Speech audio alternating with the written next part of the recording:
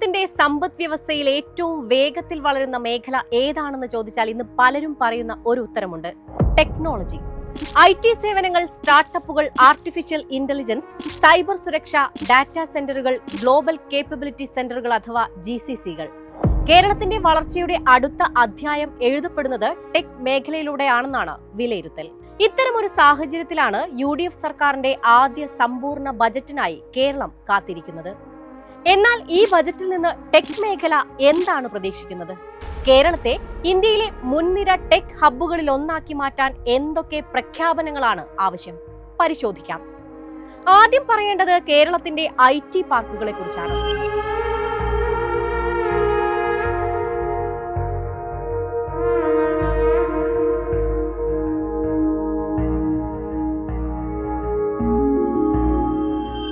Thiruvananthapuram techno park, Kochi info park, Kozhikode cyber park എന്നിവയാണ് സംസ്ഥാനത്തിന്റെ digital സമ്പദ് വ്യവസ്ഥയുടെ നട്ടെല്ല്.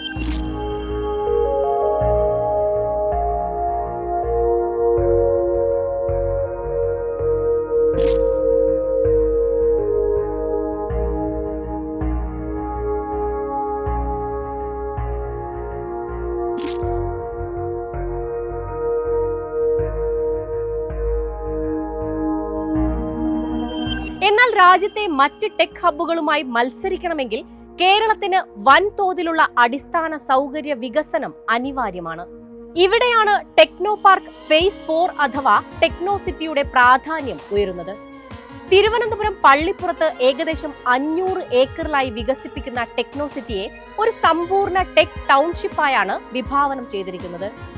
IT ഓഫീസുകൾ മാത്രമല്ല, ഗവേഷണ കേന്ദ്രങ്ങൾ, വിദ്യാഭ്യാസ സ്ഥാപനങ്ങൾ, താമസ സൗകര്യം, വാണിജ്യ മേഖലകൾ എന്നിവ ഉൾപ്പെടുന്ന സിറ്റി വിത്തിൻ എ സിറ്റി മാതൃകയാണ് ലക്ഷ്യമിടുന്നത്.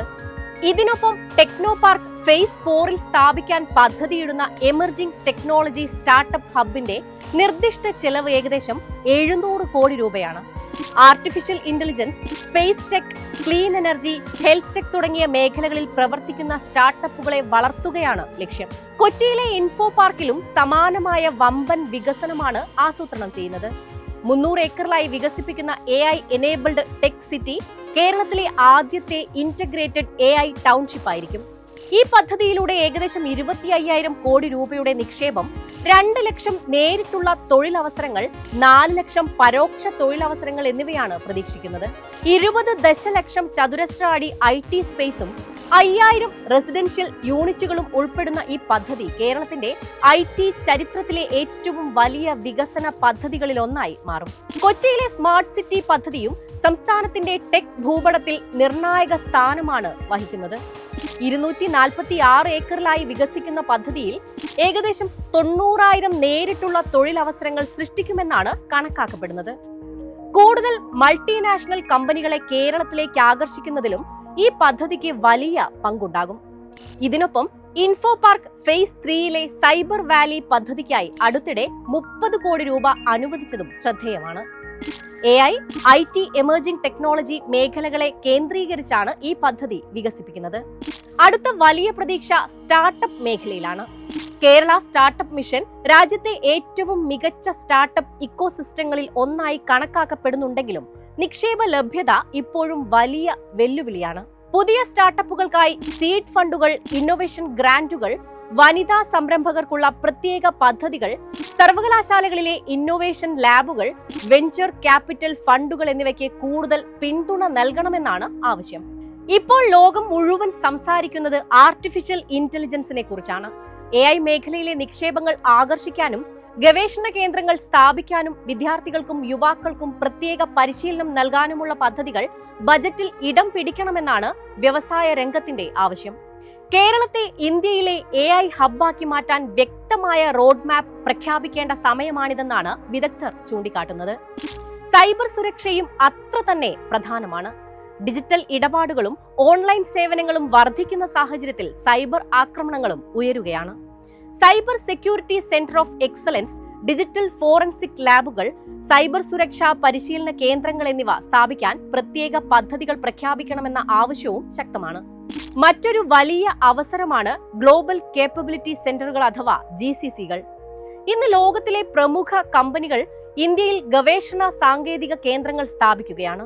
ബംഗളൂരു, ഹൈദരാബാദ്, പൂനെ, ചെന്നൈ എന്നിവിടങ്ങളിലേക്ക് പോകുന്ന ഈ നിക്ഷേപങ്ങളിൽ ഒരു വിഹിതമെങ്കിലും കേരളത്തിലേക്ക് എത്തിക്കാൻ പ്രത്യേക GCC നയം പ്രഖ്യാപിക്കണമെന്നാണ് വ്യവസായ വിദഗ്ധരുടെ അഭിപ്രായം. കാരണം ഇത്തരം കേന്ദ്രങ്ങൾ ഉയർന്ന ശമ്പളമുള്ള ആയിരക്കണക്കിന് തൊഴിലവസരങ്ങൾ സൃഷ്ടിക്കും.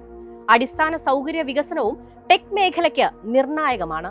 ദേശീയപാത വികസനം, വിഴിഞ്ഞം അന്താരാഷ്ട്ര തുറമുഖം, കൊച്ചി മെട്രോ വികസനം, വ്യവസായ ഇടനാഴികൾ എന്നിവയെല്ലാം നേരിട്ട് ടെക് നിക്ഷേപങ്ങളെ സ്വാധീനിക്കുന്ന ഘടകങ്ങളാണ്. അതോടൊപ്പം ഡിജിറ്റൽ ഇൻഫ്രാസ്ട്രക്ചറിന്റെ കാര്യത്തിലും വലിയ പ്രതീക്ഷകളാണ് ഉള്ളത്.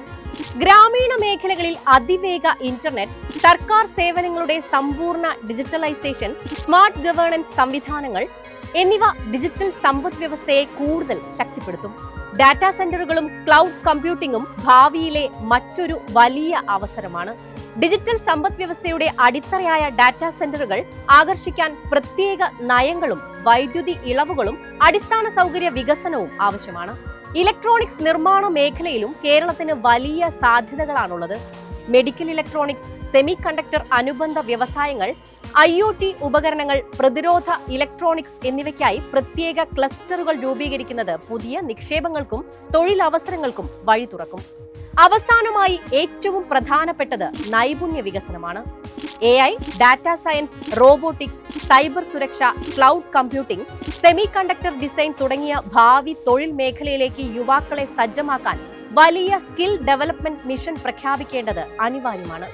കാരണം ഭാവിയിലെ ടെക് മത്സരത്തിൽ വിജയിക്കുന്നത് മികച്ച അടിസ്ഥാന സൗകര്യമുള്ള സംസ്ഥാനമല്ല, മികച്ച മനുഷ്യ വിഭവശേഷിയുള്ള സംസ്ഥാനമായിരിക്കും. ചുരുക്കത്തിൽ പറഞ്ഞാൽ UDF സർക്കാരിന്റെ ആദ്യ ബജറ്റിൽ ടെക് മേഖലയ്ക്ക് വേണ്ടത് വെറും പ്രഖ്യാപനങ്ങളല്ല. ടെക്നോ പാർക്ക് വികസനം, info park, AI tech city, smart city Kochi, startup hub, GCCകൾ, AI ഡാറ്റാ സെന്ററുകൾ, ഡിജിറ്റൽ ഇൻഫ്രാസ്ട്രക്ചർ, നൈപുണ്യ വികസനം എന്നിവയ്ക്കുള്ള വ്യക്തമായ നിക്ഷേപ പദ്ധതിയും സമയബന്ധിതമായ നടപ്പാക്കൽ റോഡ് മാപ്പുമാണ്. കേരളത്തെ ഇന്ത്യയിലെ മുൻനിര ടെക് ഹബ്ബുകളിൽ ഒന്നാക്കി മാറ്റാനുള്ള ദിശാബോധം ഈ ബജറ്റ് നൽകുമോ? അതാണ് ഇനി ടെക് മേഖലയും യുവജനങ്ങളും ഉറ്റുനോക്കുന്നത്. എളുപ്പത്തിൽ സമ്പാദ്യം വളർത്താം. ഇന്ന് തന്നെ മൈഫിൻ TV ആപ്പ് ഡൗൺലോഡ് ചെയ്യൂ.